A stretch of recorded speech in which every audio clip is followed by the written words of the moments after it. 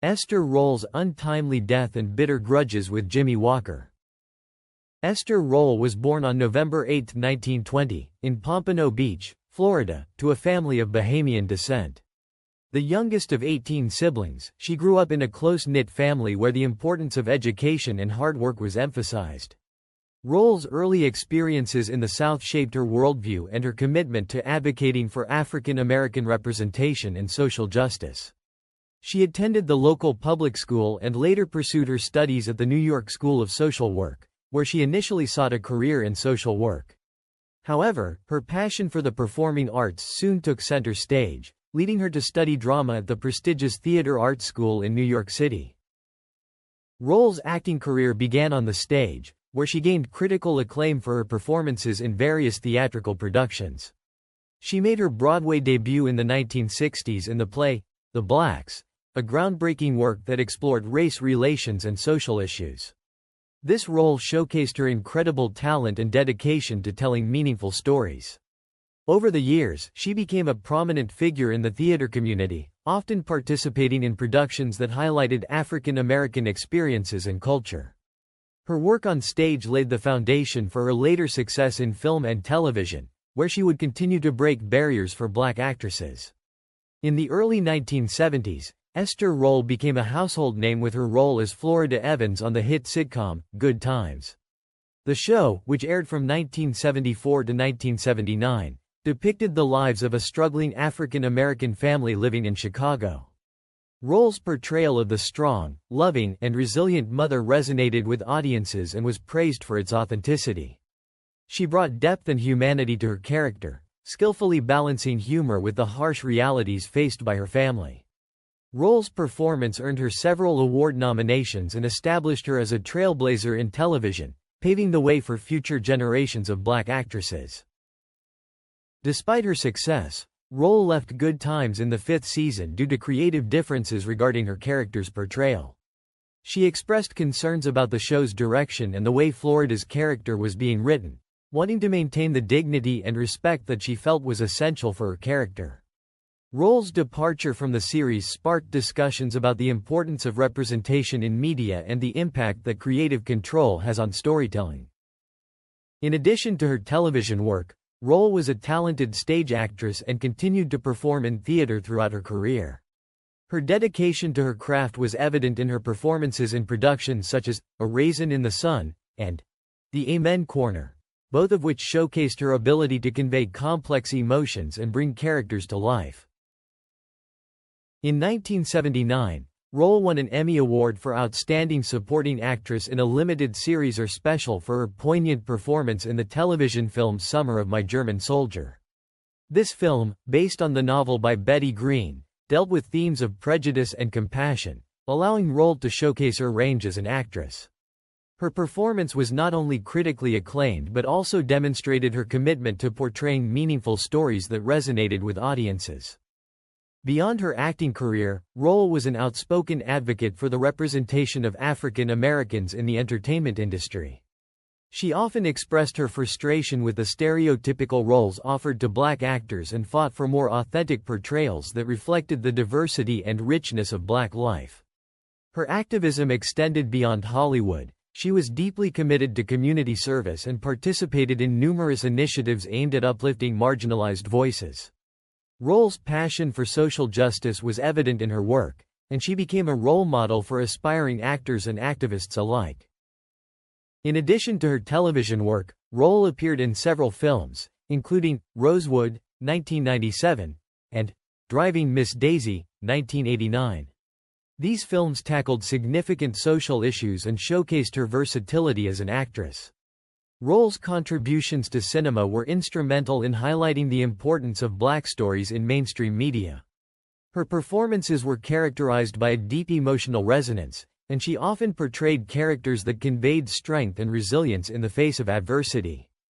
Her last film, Trainride, was released in 2000 despite being filmed in 1998. Esther Rolle, the matriarch of the groundbreaking sitcom Good Times, was not just an actress but a symbol of strength, dignity, and pride for African American audiences.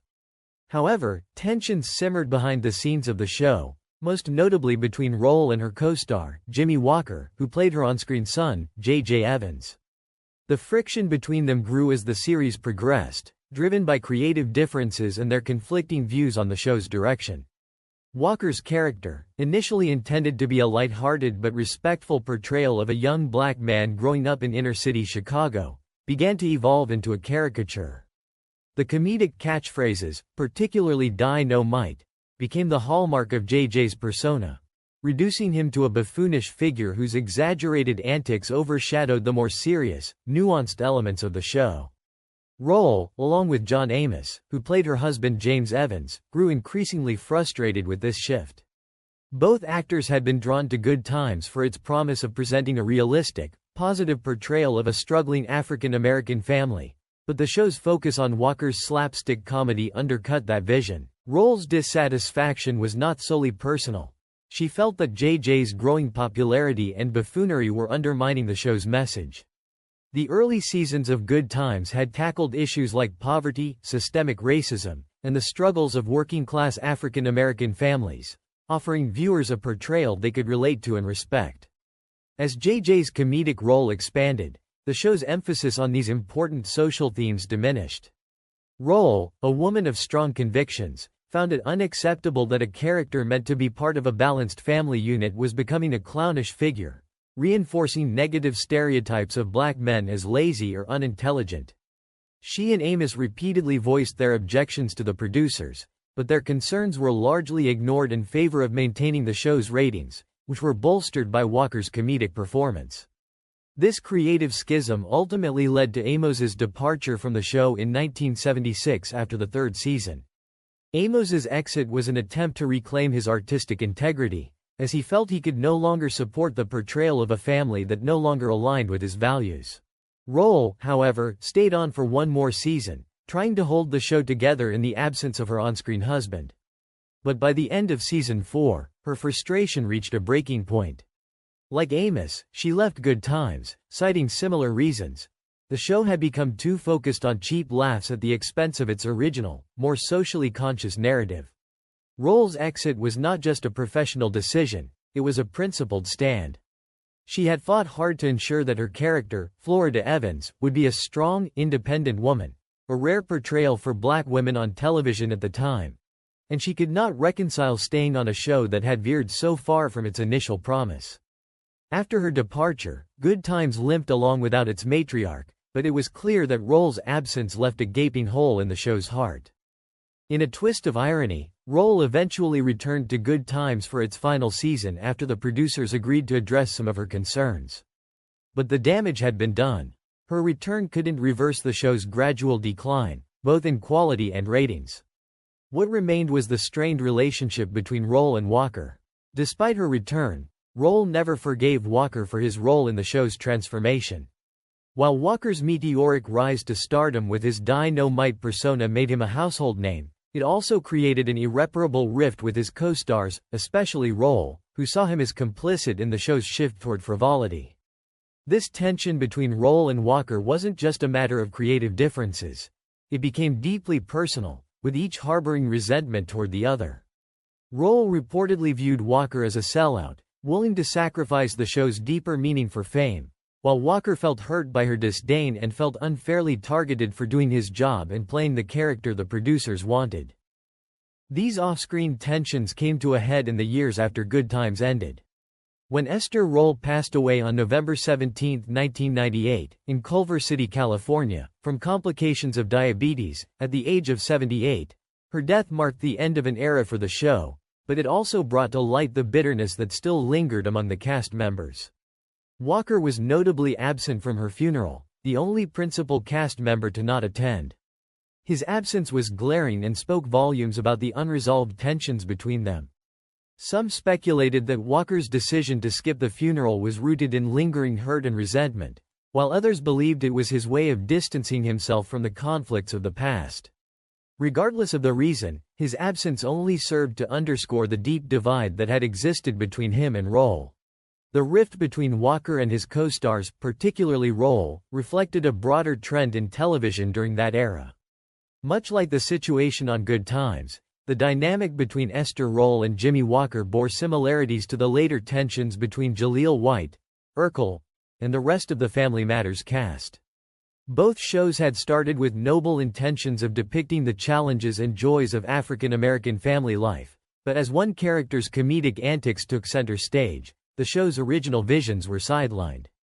In both cases, the success of a single character became both a blessing and a curse, propelling the show to new heights of popularity while simultaneously alienating the very actors and audiences who had initially supported it. Rolle's departure from Good Times was emblematic of a larger struggle within the entertainment industry, a battle between artistic integrity and commercial success. In the end, Esther Rolle's untimely death closed a chapter in television history, but the bitter grudge between her and Walker remained unresolved, a poignant reminder of the cost of fame and the often overlooked sacrifices made by actors who fight for the integrity of their work. While Good Times remains a beloved classic, its legacy is forever entwined with the complex dynamics behind the scenes, particularly the painful fallout between its stars. Esther Rolle is gone but never forgotten. She still rocks. I love the fact that Ms. Esther stood and ground and fought for positive black images on TV. She didn't sell her soul for money. Esther Rolle was and is so important to the culture. Her tenacity as an actress rooted in her blackness and her unwillingness to go along with buffoonery is what's missing from today's black Hollywood actors. Esther had such a beautiful face. High cheekbones, soulful eyes, brown rich skin and the warmest smile.